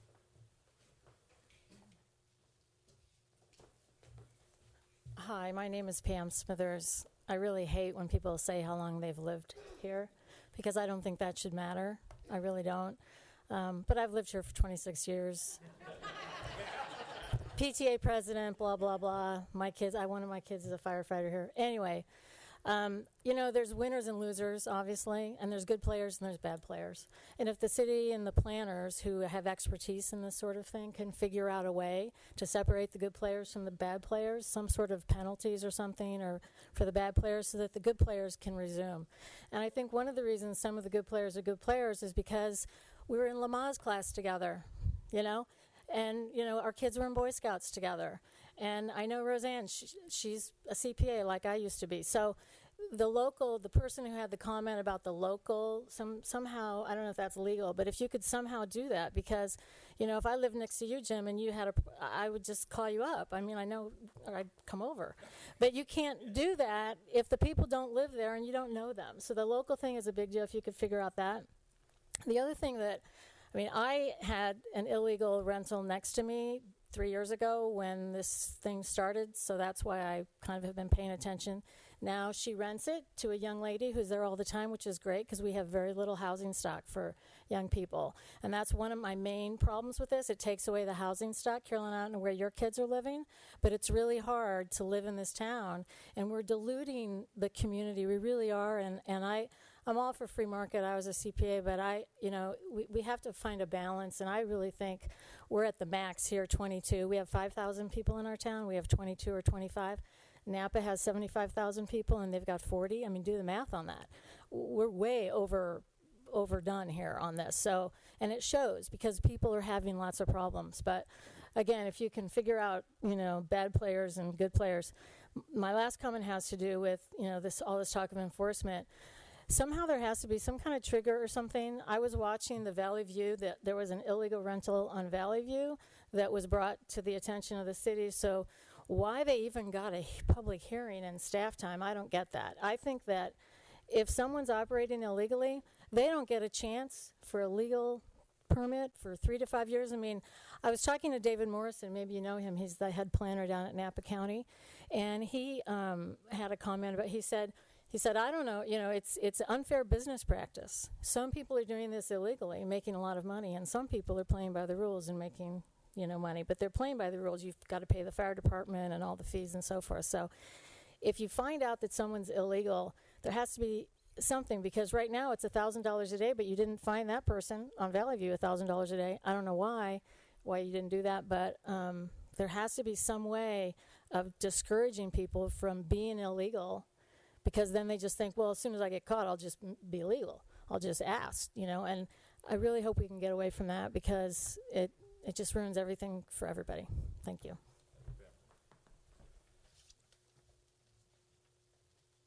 Only about 20 minutes left, so if we could be very concise, I think everyone would appreciate it. It's not my strength, but I will do that tonight. I don't do this. This is nerve-wracking to me. I wish I didn't have to do this. I bought a home in St. Helena, my first home in St. Helena, the only home in town I could afford 8 years ago, and poured a lot of money and time and weekends with my wife into remodeling this home. I think it's one of the nicest homes on the block, and I consider it quintessential St. Helena. Now, I'll warn you, my wife calls me the dream crusher, and she calls me that because I talk real straight, and sometimes it hurts people's feelings, but I tell them what I think. I love this community. I always have. She went to the CIA. She studied under Lars. I love this community, and this community has to change. Not dramatically, but it needs to recognize that it needs to change, specifically as it relates to finance. We are going down the wrong path. Okay? And all that I'm saying is that my home, which is not a permitted home, is starving this community of over $25,000 a year. My home alone is starving this community of $25,000 a year that I cannot charge. I've actually thought about dropping off a check and leaving it and running away from downtown, from City Hall, because I can't pay it. That's crazy, you guys. I'm a hardworking, entrepreneur. I run my own company. I love being part of this community, and I can't pay the TOT. I cannot pay the TOT. I cannot pay the TOT legally. That's a problem. I'm telling you guys this. I had this whole plan I was going to tell you, but everybody said all that. You need to understand that I needed to get your attention, and I felt like this would. Okay? And I think it is, because now everyone's watching. I know it's hot. I'm going to wrap this up quick, but I can't pay the TOT. I believe, sorry, I've got only a few minutes. I believe that we need to manage behavior. I believe that we need to have revocable permits. I believe this is coming. I believe we can't stop it. We need to manage it responsibly. Okay? I really appreciate the need to be quiet at night and respect our community. I really do. We have to do it responsibly as a community, all pulling in one direction, or this will not get done. But it's coming no matter what, so let's do it together. I think we need to make enforcement strict, make the rules clear, make penalties stiff, and adjust as we go. I'd be happy to come back once a year and look at where we're at. Not 3 years, that's ridiculous. 1 year. Come back and adjust. This is about course corrections, not about jerking the wheel. That's all I have to say. What's your name, please? I don't know that I can tell you. I mean, I don't feel comfortable, because I fear persecution from my community. I think they could hear that. Excuse me, we have about 15 more minutes. There's a lot of people who still like to speak. Donna? Donna Hines, Magnolia Oaks. I think many of the issues that have been raised that relate to noise, parties, etc., those can apply to any house. They can apply to a long-term rental or an owner that lives in a house. I actually live near some houses that make a lot of noise, and they aren't short-term rentals. So I think the key is having an ordinance that deals with the noise and the issues that arise, whether it be short-term rentals or otherwise. And I did a little Googling myself of what are other cities doing. I found, just when a really quick search, and I'm sure there's more, I found 30 cities real quickly that have short-term rental ordinances. And I looked a little further into these ordinances, and a lot of them have really detailed, specific rules and regulations and forms you fill out if there's a problem. And I think that St. Helena could benefit by, looking at what these other cities are doing, how they're regulating, and beef up the forms. I don't think the problem is short-term rentals. I think the problem is dealing with noise. St. Helena is an excellent town for short-term rentals. It'd be a wonderful source of revenue for the city, which the city greatly needs. There's insufficient hotel rooms here. I personally, before I moved here, would visit regularly and would struggle to find a place to live here. I have friends from Houston, where I came, that call me on a regular basis saying, I'm trying to come, I'm trying to get a hotel, I'm trying to get a short-term rental, I can't find any place to stay. And they are going to other places. And that's a loss of revenue to the businesses, to the restaurants, and to all of you, because the money that's generated by the short-term rentals is going to go to the city and help with our repairing our streets and giving us the services we need. And, it's to the benefit of everyone that lives here. Thank you.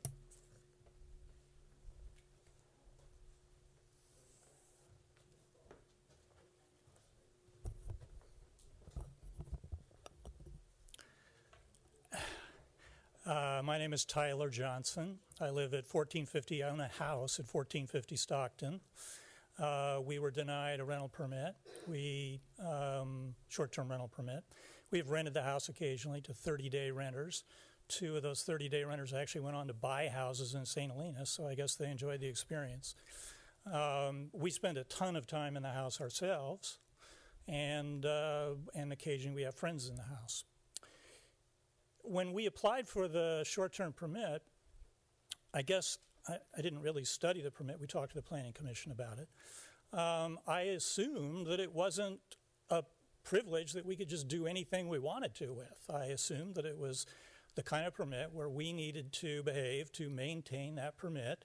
We needed to meet the regulations, or we would be in danger of losing the permit. That's my experience with the way permits work.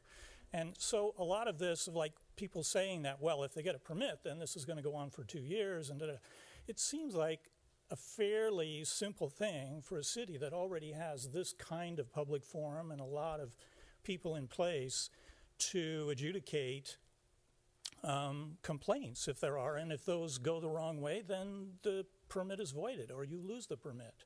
I mean, it's not a license to just do whatever you want and then have people grumble in private and then explode in a hearing like this. It's more like, here are the regulations of the permit, and if they're violated, then you complain, and there's a hearing, and you may lose your permit, which I think for people that are used to it or really depend on it, probably would be a considerable hammer to keep things the way they should be. And I don't think it's really any more complicated than that. But that's concise. Thank you very much.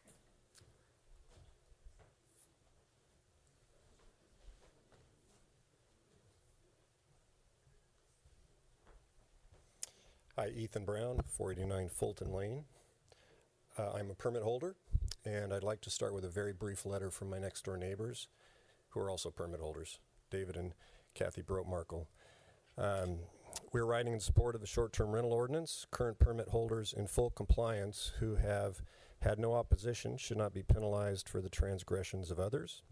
A stringent permit application process is currently in place.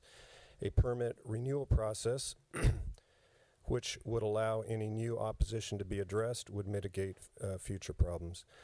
We have been full-time residents of St. Helena for 25 years. We live in our home 100% of the time and do not own a second home.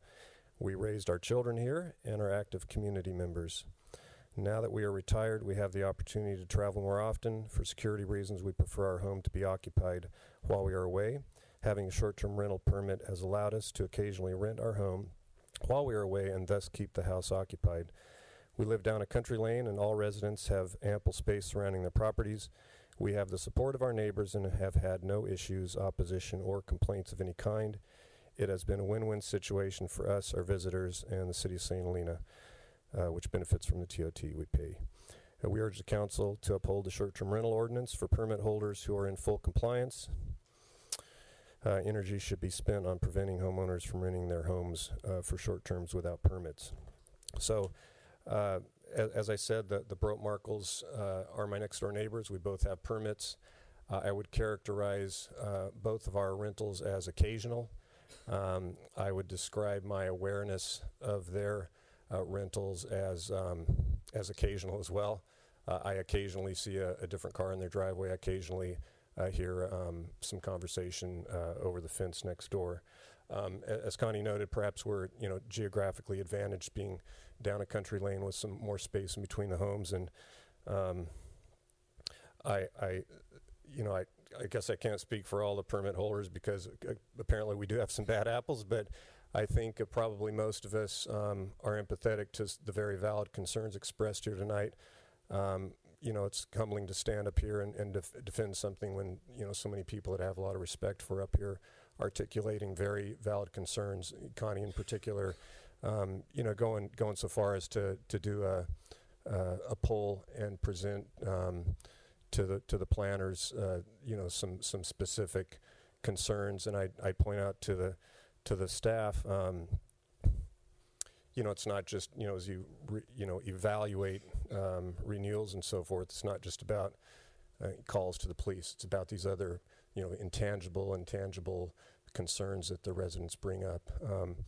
The lovely lady in the yellow shirt. I can't remember everyone's name. So many great comments were made, but the conditions you're describing next door are the conditions that should warrant removal of that permit. And I think for those of us who are conscientious owners of these permits and put our neighbors' security and right to a peaceful life at the forefront of how we manage our properties, that I think there's a way for the ordinance to coexist if it's managed well. Just to correct one point, a man early on described people here as short-sighted neighbors, and I could tell you that the permit-holding group does not consider anyone here that's voicing their opinion about the sanctity of their neighborhood as a short-sighted neighbor. If it sounds like I'm making an argument against the ordinance, I'm not. I believe that with an updated, stronger ordinance in place with some of the specific ideas that people have brought forth, as well as a robust renewal process, and the ongoing sharing of best practices amongst the permit holders group, which is happening. We're new at this. This whole program's fairly early. People are here sharing concerns about some things that have gone wrong, but a lot of stuff's going right, and we share best practices in hopes of operating our programs with zero disturbance to our neighbors. Thanks. Thank you, Ethan. So we only have about 5 minutes left, and I know I haven't had a chance to hear from everyone. We probably won't have a chance to hear from everyone, so I'd encourage you to grab a business card in the back. There's a few, or if there are none, I can give you my email address. You can provide your comments directly to me. If they're in writing, as I mentioned, I will forward them on to the Planning Commission and the City Council for their review, so they will be able to read your comments word for word. If you're more comfortable with a phone call conversation, I'd happy to do that. So we have 2 minutes, or it's 7 till. I will give the floor for 2 more minutes for one more comment. And then afterwards, I'd like you to take the stickers that you have and just go around and please put it next to the comments that most support your feelings about the ordinance. And I really appreciate all of your time here. Really appreciate staff taking the time. This is a serious commitment from the city. You have your city manager here taking notes for you, so please be appreciative of that. That is probably the first and last time you will ever see that of any community. I'll just say, so my email address is nhoush, inhoush, my name's Noah Housh, nhoush at cityofsthelena.org. It's available on the webpage. Just go to cityofsthelena.org and you can go to the planning department, and I'm easy to find. Oh, there you go. There you go. Yeah. My name is is Lana Ivanoff, and I live on Pine Street. I've been here for 45 years. I'm not going to read what I had written because it's a pretty general statement, but I really researched a lot of the cities that have been looking into short-term rentals and how many of them now are repealing them. They're going back, and some of them are completely outlawing them. Other ones are changing their ordinance. And I guess the older I get, the more I realize that we can learn from other people's mistakes. And I just want to give some really brief quotes that I got from different articles that I read. This one's from Barbara Nelson, the planner of Healdsburg. We're concerned about the assault on our community's character. The mayor of the city of Malibu, the residential neighborhood, the residential nature of our community and the peace and quiet for our residents, that rules over someone's profits. Planning commissioner for the city of Santa Monica, and I'm not repeating some of these names because I'm having a hard time reading them, but I have them. This was supposed to be about home sharing, but it's gotten totally out of hand. It really pits residential dollars against tourist dollars, and residents can't win that competition. Pima County tax assessor said these are basically small extended stay hotels in the middle of residential neighborhoods that have no nighttime manager on site. Sausalito Planning Commissioner said these property owners are not contributing to our community. They don't send their children to our schools. They don't join our service clubs or participate as volunteers. They rob from our social makeup. And I'm going to say I don't agree with that because there are a lot of people in town that are living in their short-term rentals, and I appreciate that. I think this was addressing the number of people that are buying homes from other areas and just doing this. Planning Commissioner from West Hollywood. Once you open the door to this, it takes a considerable amount of enforcement to figure out who is legal and who's not, and that's proved nearly impossible to unravel that web. City Councilman from Laguna Beach. It turns into the commercialization of residential neighborhoods and residential properties. It has a constant negative impact on our neighborhoods, and we don't want it here. Okay. One last one, and that was the city council member of Manhattan Beach who said it's all about what our founding fathers put in the general plan. What we are, what we want to be. It can be up for change, it can be up for debate, and it can be up for discussion. But in the city of Manhattan Beach, it's not happening here. Thank you. So again, thank you everyone for coming out. Well, and it's 7 o'clock now. I'm sorry, but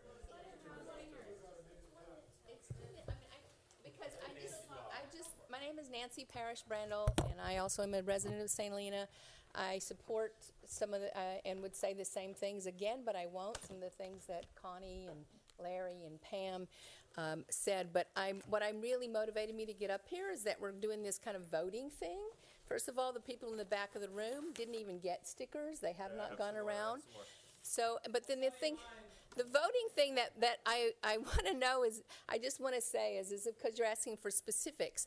I actually am probably more radical than anybody else that's spoken in saying that I actually think we should have 0 short-term rentals. I'd like to see that posted as a voting thing. If we are going to have short-term rentals, we should not increase the numbers. We should leave it where it is.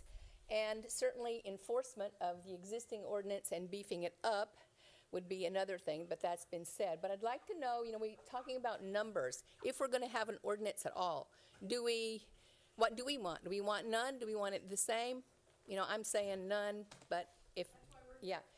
But I'd like to see that written as a place where people can put their numbers, their things. So anyway, you can't that's pay it. to enforce it. That's the problem. thank you everyone for coming. I'd just like to say you all were unbelievably respectful and appreciative of each other's comments, and that is a rare thing in a meeting of this size. Thank you for city staff for committing so much time. Elected and appointed officials, we really appreciate you came. Thank you very much.